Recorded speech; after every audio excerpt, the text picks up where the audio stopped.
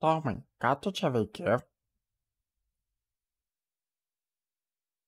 Gaminu sveikuoliškus naminius ledus. Kodėlgi jų nenusipirkus parduotuvėje? Leduose, kuriuos perki parduotuvėje, yra daug saldiklių, dažiklių ir dirbtinių kvapiųjų medžiagų. Tai nėra gerai tavo sveikatai. O mano ledai pagaminti iš šaldytų mangų ir kokosų pieno. Pamatysi, kai baigsiu gaminti, bus labai skanu.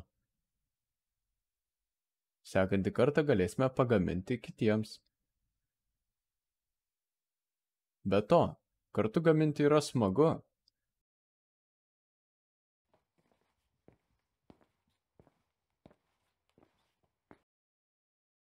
Labas, Mosi, tu jau atėjai.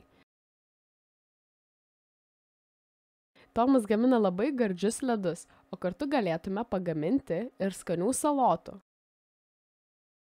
Ar gerai?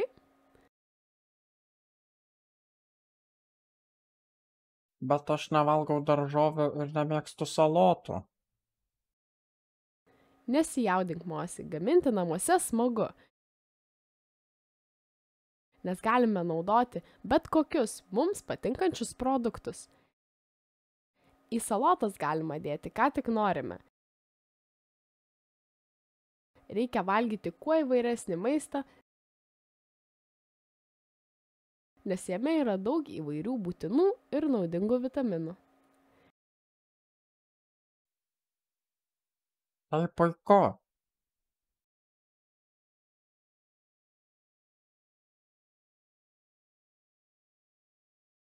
Man smagu su jomis gaminti maistą. Bet kodėl negalime valgyti kavinėje ar greito maisto restorane? Žinoma galima, bet turi atsiminti kai kuriuos dalykus. Pirma, per dažnai valgyti yra nesveika. Antra, valgyti restorane kur kas brangiau nei valgyti namuose.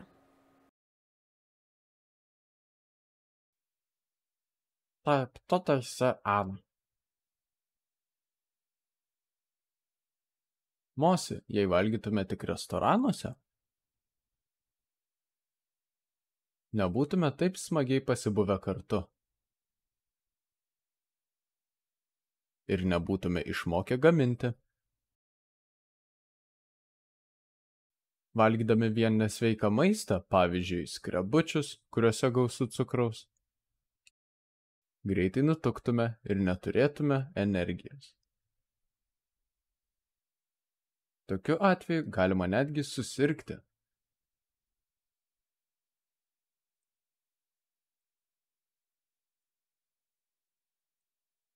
Tu teisus, Tomai. Man buvo smagu su tavimi gaminti maistą, o tavo ledai tikrai skanūs. Labai ačiū, Tomai ir Ana, už pamokas ir kartu praleistą laiką. Dabar aš jau žinau, kaip sveikai maitintis.